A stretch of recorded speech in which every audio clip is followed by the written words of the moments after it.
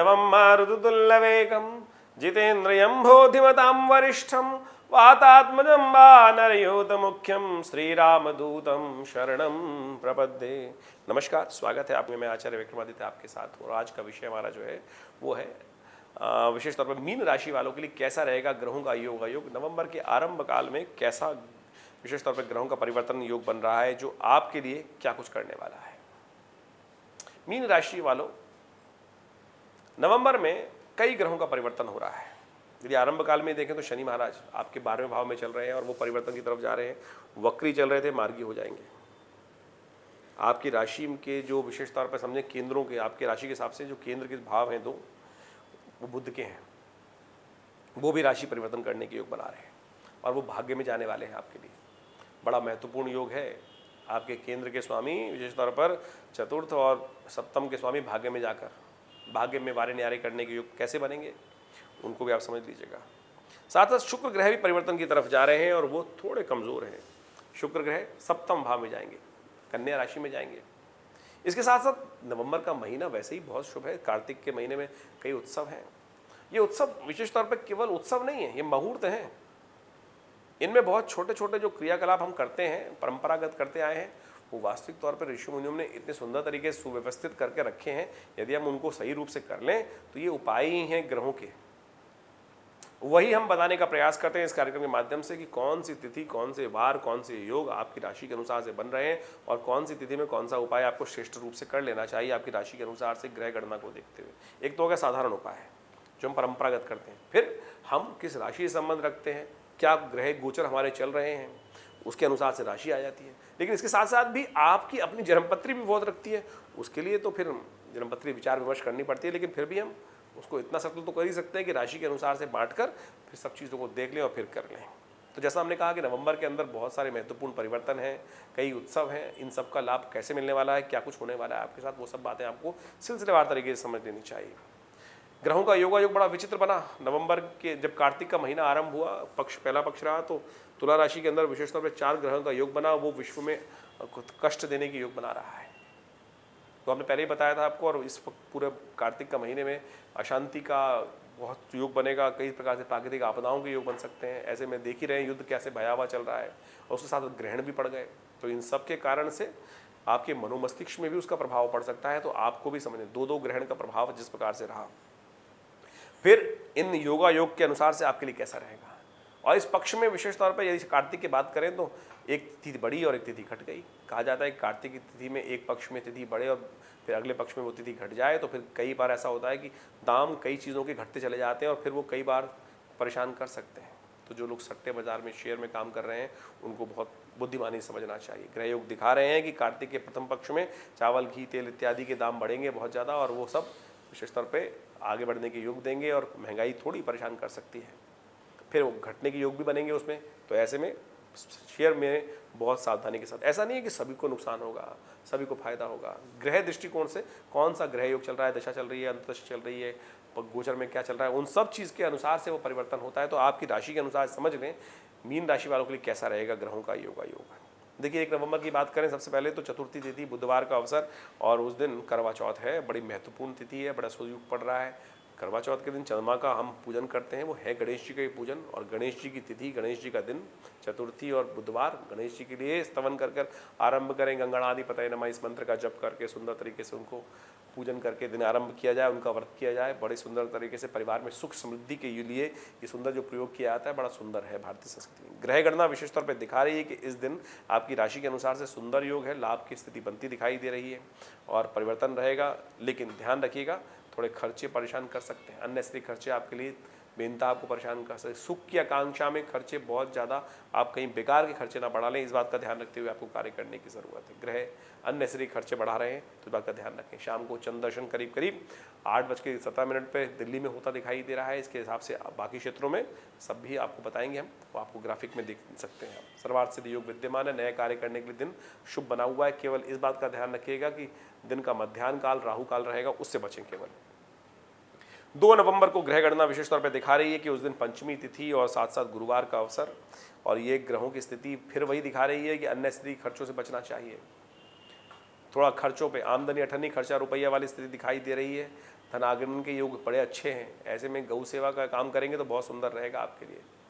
एक कोशिश करें केसर का तिलक माथे पे लगाएं और ये सुंदर तिथि का लाभ आपको मिल सकता है। तो लेकिन कंट्रोल करने की ज़रूरत है, फिर भी खर्चों को इस बात का ध्यान रखें। 3 तारीख को नवंबर में विशेष तौर पर शुक्रवार का अवसर, षष्ठी तिथि, कन्या राशि में जाएंगे शुक्र, और ये शुक्र का परिवर्तन आपके लिए बड़ा महत्वपूर्ण है, क्योंकि छठे से निकल कर शुक्र जो आगे जा रहे हैं वो कुछ ना कुछ नया संचार उदय करने के योग बना सकते हैं। आपका जीवन साथी का साथ आपके लिए बहुत शुभ रहेगा, उसका सुंदर उपयोग आपको करने का प्रयास करना चाहिए, तो ये आपके लिए सुंदर योग बनाएगा। ये उपाय भी है। ऐसे में शुक्र क्योंकि कन्या राशि में चले गए हैं तो कमज़ोर हैं थोड़े से, कहा जाता है कि नीच के हो जाते हैं, शीर्ण हो जाते हैं। तो ऐसे में कुछ दिन लगातार गौ पूजन करें, गाय को विशेष तौर पर गुड़ खिलाएं, यह आपके लिए अच्छा उपाय रहेगा। इसको कर आप सुंदर तरीके से लाभ ले सकते हैं, क्योंकि ग्रह गणना के अनुसार से सर्वात सिद्धि योग है। नए कार्य आरंभ करने के लिए दिन अच्छा दिखाई देता है। 4 नवंबर को शनिवार का अवसर है और 7 से सप्तमी तिथि है और ग्रहों का योग परिवर्तन की तरफ जा रहा है। शनि महाराज मार्गी हो रहे हैं।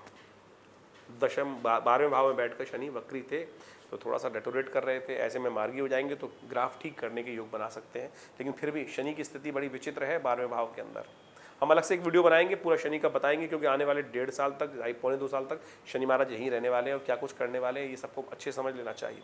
और आपकी राशि के अनुसार से 7.5 चल रही है शनि की, ये आपको लगातार परेशान कर सकती है। इसका उपाय आपको लगातार करते रहना चाहिए। नित्यपति हनुमान जी का पाठ, हो सके तो सुंदरकांड का पाठ भी कभी कभी कर लिया करें। शनिवार को तो कम से कम कर लिया करें, क्योंकि शनि महाराज 2.5 साल तक आपके लिए 7.5 का योग बना रहे हैं। 7.5 तो अभी 7.5 साल चलनी है। इस बात को अच्छे से मीन राशि वालों को समझ लेनी चाहिए। इसका उपाय, इसको हल्के मत लीजिएगा, नहीं तो बहुत सारे कष्ट दे सकती है। इन्वेस्टमेंट रोक के चले, इस बात का ध्यान रखें। अलग से कंसल्टेशन कर ही काम करने का आपको प्रयास करना चाहिए। 5 नवंबर की बात करें तो उस दिन विशेष तौर पर अष्टमी तिथि है, रविवार का अवसर है और अहोई अष्टमी का सुंदर व्रत किया जाता है। माताएं अपने संतान की उन्नति के लिए इस दिन सुंदर तरीके से व्रत रखती हैं। ग्रह गणना आपके लिए जो ग्रह दिखा रही हैं वो विशेष तौर पर इस तरफ ले जा रही हैं कि थोड़े से बुद्धि के अनुसार से ऐसा योग बन सकता है। चाल तो आपकी ठीक है, लेकिन लोगों की बात सुनकर बुद्धि गलत तरफ चल सकती है और वहाँ आपका नुकसान करा सकती है। इस बात का ध्यान रखिएगा। बहुत ज़्यादा लोगों की बात नहीं सुननी है, जो अपने विचार हों उस पर अनुसार काम करने का प्रयास करें, लेकिन हठधर्मिता ना लाएं। गुरुजन का आशीर्वाद लेकर काम करें, ये सबसे श्रेष्ठ उपाय है आपके लिए। इस बात का ध्यान रखते हुए कार्य करेंगे तो अच्छा रहेगा। अहोई अष्टमी है, माँ दुर्गा की उपासना करें। रविवार का दिन समस्त कष्टों को दूर करने के लिए माँ दुर्गा की आराधना। या देवी सर्वभूतेषु बुद्धि रूपेण संस्थिता नमस्तस्यै नमस्तस्यै नमस्तस्यै नमो नमः। ग्रह गणना के अनुसार से ही मंत्र बताया आपको हमने। बुद्धि सही रूप से चले, माँ का आशीर्वाद मिले, भगवती को लाल पुष्पों की माला अर्पित करें, कल्याण होगा। 6 नवंबर को नवमी की तिथि, सोमवार का अवसर है और ग्रह गणना फिर परिवर्तन की तरफ जा रही है और ये परिवर्तन आपके लिए थोड़ा सा कष्ट का योग बना सकता है। धन के लिए तो अच्छा है, लेकिन स्वास्थ्य के लिए कष्ट का योग है। स्वास्थ्य का ध्यान रखें, मौसम बदल रहा है, सही से कपड़े पहने, थोड़ा सा इम्यूनिटी का ध्यान करें। इम्यूनिटी को बढ़ाने का आपको प्रयास करना चाहिए। ऐसे महामृत्युंजय मंत्र का जप करना बहुत शुभ रहेगा। भगवान शंकर का महामृत्युंजय मंत्र जप करते हुए दूध से अभिषेक करना आपके लिए कष्टों को दूर करने वाला रहेगा। इस दिन बुध भी परिवर्तन की तरफ जा रहे हैं और ये परिवर्तन आपके लिए बड़ा उन्नति कारक है। बुध का परिवर्तन भाग्य में जाना, शाम के समय जो युग बनेगा ये आपके लिए कल्याणकारी होगा। ऐसे में बता दिया उपाय आपको। भगवान शंकर का मंत्र जप करना बहुत शुभ है। महामृत्युंजय मंत्र का ओम हौं जुं स ओम भूर्भुवः स्वः ओम त्र्यंबकं यजामहे सुगंधिं पुष्टिवर्धनम् उर्वारुकमिव बन्धनान् मृत्योर्मुक्षीयमामृतात्, इसका मंत्र जप करना आपके लिए कल्याणकारी रहेगा। 7 नवंबर के दिन दशमी तिथि है और मंगलवार का अवसर है और 8 तारीख को भी दशमी तिथि रहेगी। ये दोनों दिन जो है दशमी तिथि वृद्धा के रूप में 4 घड़ी के लिए रहेगी। तो ऐसे में ध्यान रखते हुए कार्य करें आपकी राशि के अनुसार से। स्वास्थ्य के लिए दोनों दिन थोड़े भारी दिखाई देते हैं। ऐसे में स्वास्थ्य के निमित्त अन्न का दान, चावल का दान करना बड़ा अच्छा रहेगा। नज़ले जुकाम इत्यादि, सांस की बीमारी इत्यादि थोड़े कष्ट दे सकते हैं। इन सब का ध्यान रखते हुए कार्य करने की ज़रूरत दिखाई देती है। स्वास्थ्य का ध्यान रखते हुए कार्य करें। उपाय हमने आपको बताया, कल्याणकारी योग बनाएंगे। 9 तारीख को ग्रह गणना विशेष तौर पर दिखा रही है एकादशी का अवसर, और ये कार्तिक की एकादशी, कृष्ण पक्ष की एकादशी, रमा एकादशी के रूप में जानी जाती है।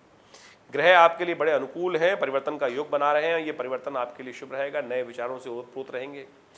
भगवान विष्णु की उपासना करके समस्त रूप से अच्छा योग बना सकते हैं। सुबह सुबह भगवान विष्णु के मंदिर में जाकर उनका चरणामृत, तुलसी दल उन्हें अर्पित करके चरणामृत ग्रहण करें और हो सके तो व्रत भी रखें। एकादशी, ये एकादशी रमा एकादशी है।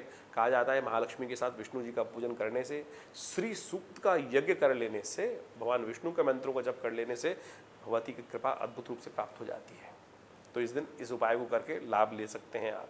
10 नवंबर को ग्रह गणना विशेष तौर पर दिखा रही है कि उस दिन द्वादशी तिथि उदया तिथि है, उसके बाद त्रयोदशी का आगमन हो जाएगा। शाम को त्रयोदशी होने के कारण से ये शुक्र युक्त त्रयोदशी बन जाएगी, यानी शुक्र लक्ष्मी को प्रसन्न करने की।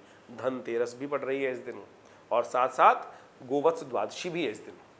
तो कई उत्सवों का, दिवाली के उत्सवों का आरंभ हो रहा है इस दिन से। कई शुभ योग लेके आई है ये शुक्रवार की। ये शुक्रवार की धनतेरस बड़ी कल्याणकारी योग बनने वाली है। कैसे कहा जाता है कि महालक्ष्मी को प्रसन्न करने का दिन। ऐसे में कोशिश ये करें समस्त ग्रहों को अनुकूल करने के लिए। जहाँ पे कृपा लक्ष्मी जी की हो जाती है, सब कुछ ठीक हो जाता है। तो ऐसे में धनतेरस के दिन चांदी के श्री यंत्र को सिद्ध करवाकर अपने घर में प्रतिष्ठित करें, उनका पूजन करें विधिवत रूप से, कल्याणकारी योग बनेंगे। शाम को गौवत्स गाय के बछड़े का पूजन किया जाता है, उनकी आरती उतारी जाती है। कहा जाता है ये शुक्रवार के दिन पड़ रही है, सुंदर तरीके से बड़ा कल्याणकारी योग बनाने वाली है। ग्रह योग आपके लिए हमने कहा अनुकूल है, और ये दिवाली का दिन आपके लिए बहुत शुभ रहे। इस दिन दीपदान किया जाता है, यमराज जी का पूजन किया जाता है, दीपदान किया जाता है। कहा जाता है जो दीपदान करता है इस दिन, उसकी पूरी विधि बताएंगे, लेकिन दीपदान जो कर लेता है शाम के समय एक अन्न की ढेरी बनाकर उस पर यमराज के निमित्त पूजन करके वो दीपदान किया जाता है। अगले दिन फिर सुबह एक प्रयोग किया जाता है, वो सारा प्रयोग बता रहे हैं आपको। उन सबको कर कल्याणकारी योग बन सकते हैं। ग्रह गणना विशेष तौर पर अच्छी है, अनुकूल है, और सफलता की तरफ अग्रसर करने की योग बना रही है। आगे बढ़ने के अवसर आपको प्रदान हो सकते हैं। शुक्र के साथ चंद्रमा का योग जो बना हुआ है ये बड़ा सुंदर रहेगा आपके लिए। दिवाली आपके लिए शुभ हो सकती है। हटाओ, ये पूरी विधि है, इसको समझ के जो कार्य करते हैं पूरे वर्ष तक पूरे परिवार की अपमृत्यु नहीं होती। समस्त प्रकार के सम्मान के साथ आगे बढ़ने के सुंदर अवसर पड़ते हैं। तो ग्रहों का योग कैसा है ये हमने आपको बताया, इसके अनुसार से कार्य करें, कल्याण होगा। नमस्कार।